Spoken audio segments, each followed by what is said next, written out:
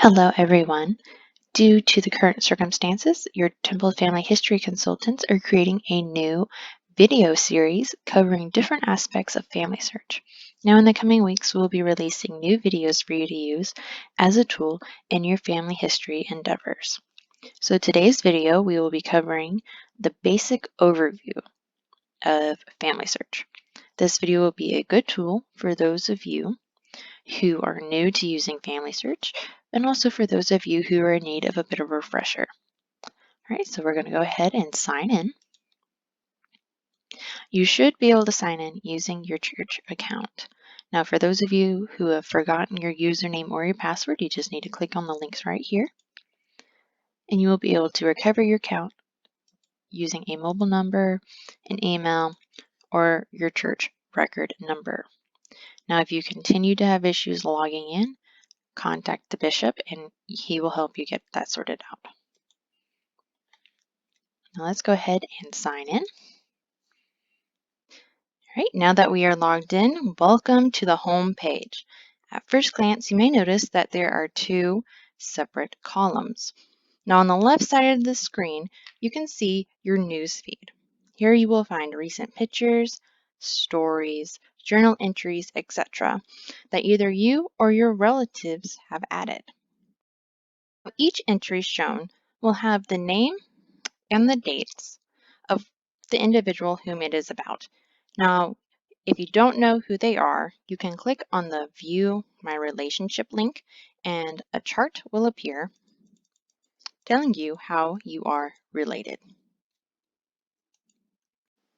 Now, another cool feature is that you can see who added the entry. At the bottom, you will see Added By and the person's username. By clicking on their username, you are able to view your relationship, just like that, as well as send them a message. So not only does this newsfeed help your ancestors become more real to you as you put a face to the name or read their stories, but you can also become in contact with extended family you didn't even previously know about. Now, let's take a look at the right side of your screen. This column includes your recommended task, recently viewed people, and a place to create a task list for yourself. So let's begin with the recommended task list. If you don't know where else to begin, this is a good place to start. This list is compiled of individuals on your tree that have temple ordinances that are ready to be requested, individuals in need of more information so that their temple work can become available, and those that have a possible record or source that needs to be reviewed and attached. You can know what is needed based on the color of the icon beside the name listed. The bright green temple icon means this individual has temple ordinances available that you can request. If you click on the icon, you can see which ordinances are available. Now, B stands for baptism, C for confirmation, I for initiatory, E for endowment, SP for sealing to parents, and there's also SS that stands for sealing to spouse. Now there are other colors involved with these ordinance tiles, and I will be covering them later on in this video. Okay, the next temple icon is this orange or yellow color, and this means that the individual needs more information before certain ordinances can be requested and performed. Now this could include the individual needing their name, a date, a location, their sex, provided in order to do their ordinance. It could be they're missing their parents or a spouse, and therefore they cannot do their sealing to parent or sealing to spouse. Now you can always click on the icon to see what is specifically missing for an individual. Now the last icon in the recommended task list is the blue record hint. This means that Family Search has found a possible source for your ancestor and it needs to be reviewed and verified by you. So by clicking on the icon, you can see what the record hints are and you can click on the review link to further study the documents in question. But for this video, I will not be covering that. As I said in the beginning, your Temple Family History consultants will be creating new videos each week, and sources requires its own video. That is because adding sources is by far one of the most important things that you can do while doing your Temple Family History work. So don't panic, we will have help for you soon. Also, as a quick reminder, if you forget what the different icons mean, you can either click on them or you can click on this icon, this little eye right up here, and see the brief explanation of them.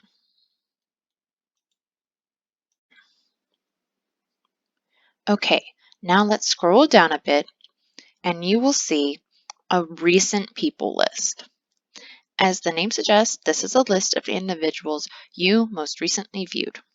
Now this list comes in handy if you want to continue working where you last left off, or if you forgot how you got to a particular individual. Let's say you started down a rabbit hole and got lost.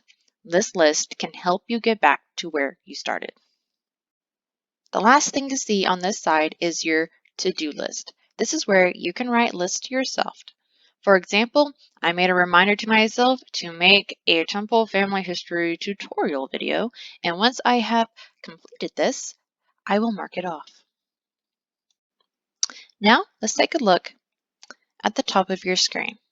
There are several tabs here. Now, under Family Tree, you will find everything that has to do with your actual pedigree.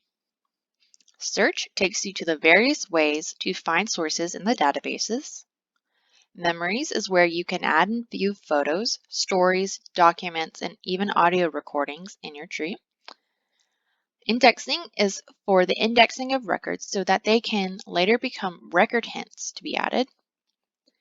Activities has various ways to have more fun with Family Search, including comparing your faces to your ancestors, seeing if you have any pioneer heritage, maybe your ancestors lived in Nauvoo at the time of Joseph Smith, and also many other activities. The Temple tab is where you can find all of your Temple Ordinance reservations. Now for this video, I will be covering the family tree more in depth. The remaining tabs will be covered at a later time. Now when you scroll over the family tree tab, a drop-down menu will appear, and you have a few options here. Tree will take you to your pedigree charts. Person will take you to your most recently viewed person. If this is your first time using Family Search, it will default to you. Find allows you to search for an individual using information you have provided. Now, List is where an individual that you have enabled the Watch feature for will appear. I will show you this feature later on, but basically you can watch an individual to see when any changes have been made to them. Now let's dive in to the tree option. Welcome to your family tree. Now everyone's will look a little different depending on how much work has been completed, but the basics are the same. So now let me show you around. Over here, in this sidebar, you have a home icon. When you click this, you will be brought back to you. This target icon will recenter the screen. This icon will make everything full screen. And if you need to zoom in or out, use the buttons right here. Now, over here on the right side of your screen, you will see a options drop-down menu. This allows you to adjust what it is you will see on your tree. By enabling the temple ordinances, this will show you the temple icons we discussed earlier, as well as this teal colored one that shows when an ordinance has been requested but not yet completed. Record hints shows possible sources. Research suggestions is Family Search's way of saying that something or someone could be missing. An example of this is if there is a 4 or more year gap between two children's birthdays, they will suggest that there could possibly be a child missing from your tree. So whenever you see this purple icon, just click on it and it will tell you what Family Search suggests. Now remember, these are only suggestions and they don't always mean that they are true. It's only a hint to try to guide you into making sure you didn't miss anything. Now this red exclamation point data problems icon means that some information was entered incorrectly. That could be dates were entered incorrectly, or it could be Family Search pointing out that, hey, this child couldn't belong to these parents. Its birth date was before their birth date, for an example. Now, there are several reasons that this could have popped up. Simply click on the icon and find out what is specifically wrong with the individual. Portraits allows you to see the pictures of the individuals in your tree. Marriage allows you to see the marriage dates in your tree. Now, if you would like to make the screen dark instead of light, simply click on the invert colors. Now, as you can see, we are in landscape view. This means your tree will expand horizontally. To move down a particular family line, you can click on the gray arrows. Now, landscape view allows you to see a couple's marriage date. You can click on a children's drop-down menu to view all of their children. And also you can see all the different options that we previously covered right here in this menu. Now in portrait view,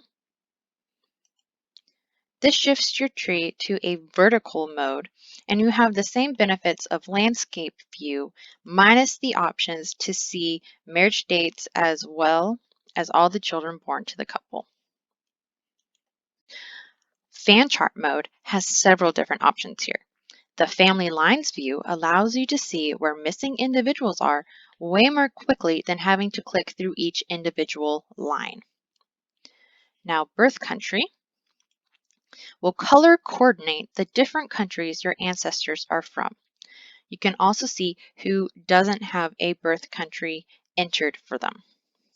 Now, my chart doesn't look all that exciting.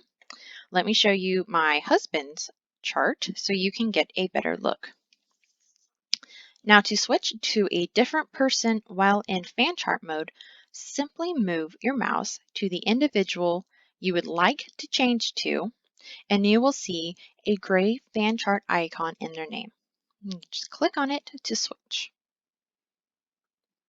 Now you can see a better representation of the color coding. The Sources tab will show you how many sources an individual does or does not have attached to them. The Stories and Photos tab work similarly to Sources by showing how many an individual has. Now, photos and stories can be added through the Memories tab at the top of the screen. Research Helps highlights the individuals with data problems, record hints, and research suggestions.